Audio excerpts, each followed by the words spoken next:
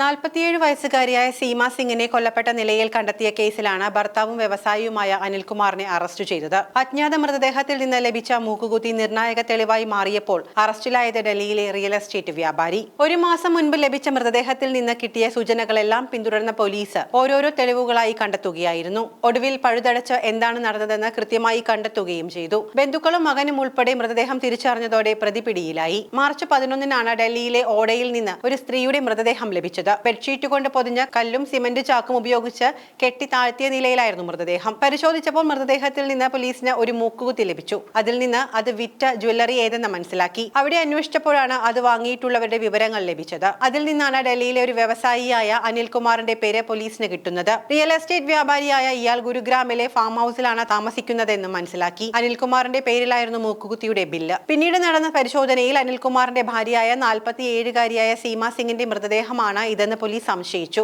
ഒന്നും അറിയാത്തതുപോലെ പോലീസ് നേരെ അനിൽകുമാറിന്റെ വീട്ടിലെത്തി. ഭാര്യയെ ഒന്ന് കാണണമെന്ന് പറഞ്ഞപ്പോൾ അവർ പുറത്തു പോയിരിക്കുകയാണ് എന്നും ഫോൺ എടുത്തിട്ടില്ലെന്നുമായിരുന്നു മറുപടി. ഇതോടെ പോലീസിന് കൂടുതൽ സംശയമായി. പോലീസ് പിന്നാലെ ദ്വാരകയിലെ അനിൽകുമാറിന്റെ ഓഫീസിലെത്തി. അവിടെ നിന്ന് കിട്ടിയ ഒരു ഡയറിയിൽ നിന്ന് സീമയുടെ അമ്മയുടെ നമ്പർ പോലീസിന് ലഭിച്ചു. സീമയുടെ കുടുംബവുമായി സംസാരിച്ചപ്പോൾ മാർച്ച് 11-ന് ശേഷം സീമയുടെ ഒരു വിവരവുമില്ലെന്നും തങ്ങൾ കടുത്ത ആശങ്കയിലാണെന്നും സഹോദരി ബബിത പറഞ്ഞു. സീമയെ ഫോൺ വിളിക്കുമ്പോഴെല്ലാം അനിൽകുമാറാണ് ഫോൺ എടുക്കുന്നത്. സീമ ജയ്പൂരിലാണെന്നും ആരോടും സംസാരിക്കാനുള്ള മൂഡിലല്ല എന്നും അയാൾ ബന്ധുക്കളോട് പറഞ്ഞിരുന്നു. സീമയുടെ അവസ്ഥ മെച്ചപ്പെടുമ്പോൾ താൻ വിളിക്കാമെന്നും ഇയാൾ ബന്ധുക്കളോട് പറഞ്ഞിരുന്നു. ഇത് പലതവണ ആവർത്തിച്ചപ്പോൾ കുടുംബാംഗങ്ങൾ പോലീസിൽ പരാതി നൽകാൻ ഒരുങ്ങി. എന്നാൽ അതിന്റെ ആവശ്യമില്ല എന്നും സീമയുടെ ആരോഗ്യസ്ഥിതി മെച്ചപ്പെടുമ്പോൾ താൻ വിളിക്കാമെന്നും പറഞ്ഞ അനിൽകുമാർ എല്ലാവരെയും സമാധാനിപ്പിച്ചു. മൃതദേഹം കണ്ടെത്തിയ ശേഷം ഏപ്രിൽ 1-ാം തീയതി പോലീസ് കുടുംബാംഗങ്ങളെ വിളിച്ച് മൃതദേഹം തിരിച്ചറിയാൻ ആവശ്യപ്പെട്ടു. മരിച്ചത് സീമ തന്നെയെന്ന് ബന്ധുക്കൾ ഉറപ്പിച്ചു. പിറ്റേ ദിവസം സീമയുടെ മൂത്ത മകനെയും പോലീസ് കൊണ്ടുവന്നു. അവനും അമ്മയുടെ മൃതദേഹം തിരിച്ചറിഞ്ഞു. സീമയെ ഭർത്താവ് ശ്വാസം മുട്ടിച്ച് കൊന്നതെന്നാണ് പോസ്റ്റ്മോർട്ടം റിപ്പോർട്ട് ഉദ്ധരിച്ച് ബന്ധുക്കൾ പറയുന്നത്.